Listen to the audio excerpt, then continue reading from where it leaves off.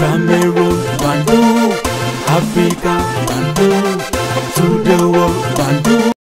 Il le sait très bien, Paul Biya. Je suis sûr que là où il est, il sait que sans lui, c'est fini le RDPC. Ce parti politique a été créé sur le centre des partis politiques créés par Amadou Ahidjo, CNU.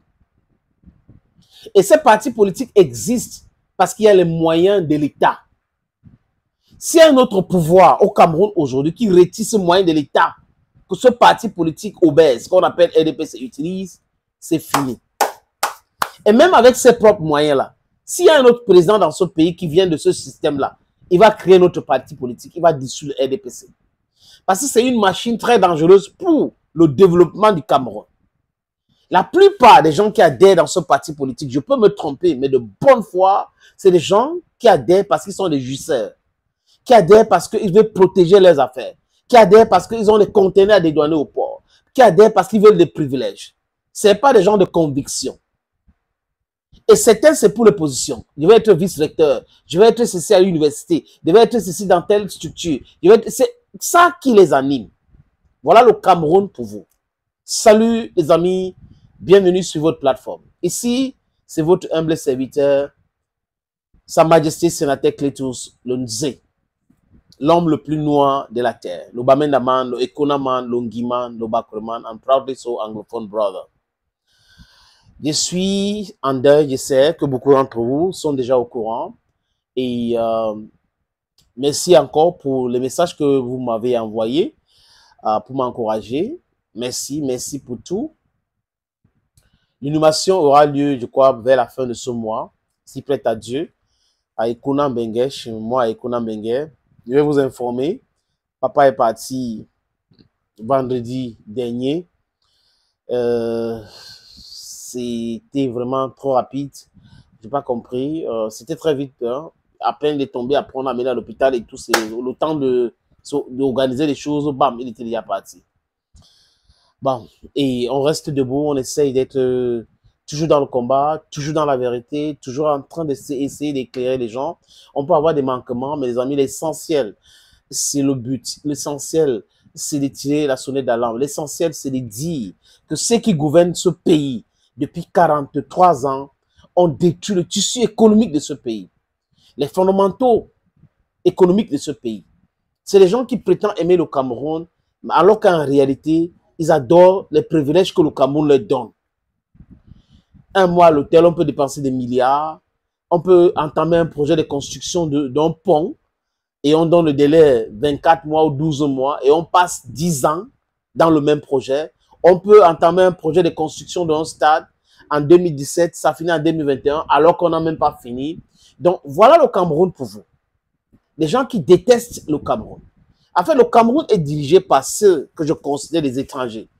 Parce que l'acte que certains ministres posent au Cameroun, certains directeurs généraux posent, certains secrétaires généraux posent dans la gestion des affaires étatiques, nous démontre tout cela, qu'on est dirigé par des étrangers. Et M. Paul Barthélemy Biya Bivondor, j'ai l'impression qu'il adore se faire entourer des gens qui traînent les casseroles. Regardez tous les ministres. S'il y a des vrais audits dans ce pays, la quasi-totalité des ministres qui sont encore en place aujourd'hui iront en prison. Mais cette division créée par Paul Biya pour mieux régner, c'est sa stratégie machiavélique de la politique. Mais cette stratégie machiavélique de la politique démontre une seule chose, qu'on n'est pas là dans une organisation bien structurée. Le RDPC n'est pas structuré. La dernière fois que ces gens-là ont organisé leur congrès, c'est quand? Regardez bien le fonctionnement de ce parti. C'est de la dictature de ceux qui sont au top, qui s'accaparent de tout, qui imposent tout à tout le monde. Je répète encore, nous sommes là dans la distraction. Quand on vous parle de séparation de pouvoir, pourquoi ça va disparaître? Paul Biya a été élu comme président de RDPC. Et là, est-ce qu'un président de la République doit être président d'un parti politique? La réponse est non. Pourquoi au Cameroun ça se fait et business as usual? Parce que lui, je sais que lui, au plus profond de lui, il sait que cet appareil est juste utilisé pour qu'il se maintienne au pouvoir pour toujours. Après lui, c'est fini le parti politique. C'est fini. Parce que c'est après le coup d'État que Paul Biya a créé le RDPC à Bamenda en 84. Il était toujours militant de CNU, UNC. Il était toujours militant. C'est après ça qu'il a créé son parti politique. Et vous pensez que les mêmes causes ne vont pas produire les mêmes effets? Ça va produire exactement les mêmes effets. La gestion chaotique. Regardez un pays où on parle d'autosuffisance alimentaire. L'Inde fait donc des tracteurs pour mécaniser l'agriculture. Pour qu'on produise ce qu'on mange et on mange ce qu'on a produit.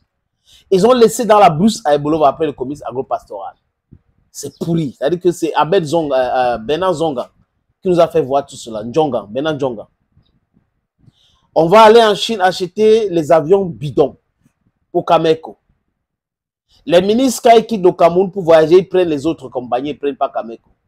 Vous pensez qu'on peut être patriote en faisant tout cela?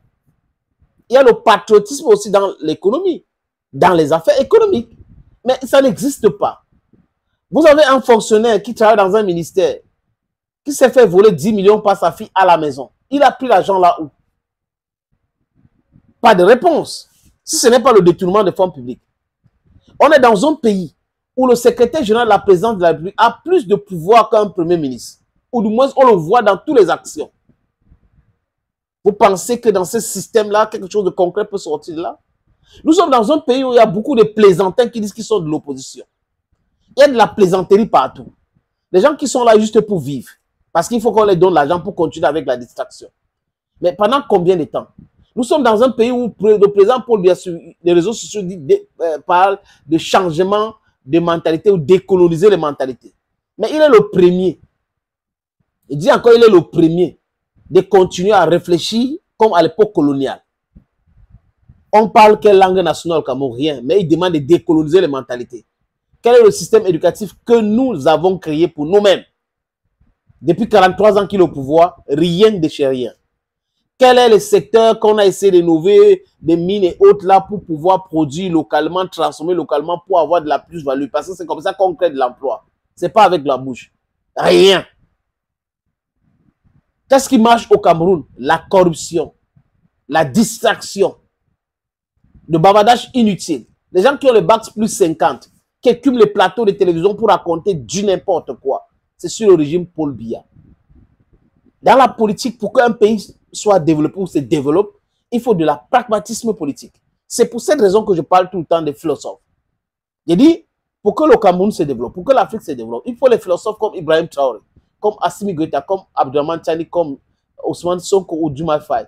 C'est le pragmatisme qui peut nous pousser à se développer. Sans le pragmatisme dans les affaires, dans la gestion des affaires d'un pays, on ne peut pas. Parce qu'il faut savoir ce que le peuple a besoin, ce qu'il faut lui donner, les choses qu'il faut refuser, la double imposition, les histoires avec l'impérialiste, les sectes et autres qui ne servent absolument pas l'intérêt du peuple africain que nous sommes.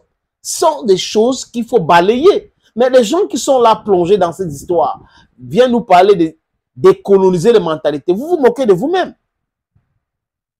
Honnêtement, Paul Biya, s'il aime le Cameroun, il ne doit pas être candidat en 2027. 92 ans, bientôt 93 ans, donc 7 ans, encore 100 ans. Vous pensez qu'on peut aimer quelqu'un? Nous, on adore nos personnes âgées. On adore, on les traite, c'est-à-dire que ce sont des bibliothèques. Mais seulement, gérer un pays, ce n'est pas une affaire de sentiment. C'est l'efficacité. Est-ce qu'à 100 ans, on peut être efficace comme quelqu'un qui a 40 ans ou 30 ans? Ce n'est pas possible. Donc, quand on voit des jeunes qui sont en train de dire, Paul Biya doit se présenter, Paul Biya doit... Mais attends, qu'est-ce qui vous prend même à la limite? Pourquoi vous détestez comme ça? Je répète encore, les amis, je peux me tromper, mais celui-là, ça sera difficile. Le RDPC va disparaître avec l'événement de Paul Biya qui quitte le pouvoir. Si Paul Biya quitte le pouvoir, demain, ça sera la fin de ce parti politique. Vous vous rappelez, pour ceux qui ont un peu appris l'histoire de l'Allemand nazi sur Hitler, il y avait la nuit de longs couteaux. Il y aura la nuit de longs couteaux des militants de ce parti politique. Et ils vont se régler les comptes. Thank you, friends. And bye-bye. Cameroon, Bandung, Africa, Bandung, to the world, Bandung.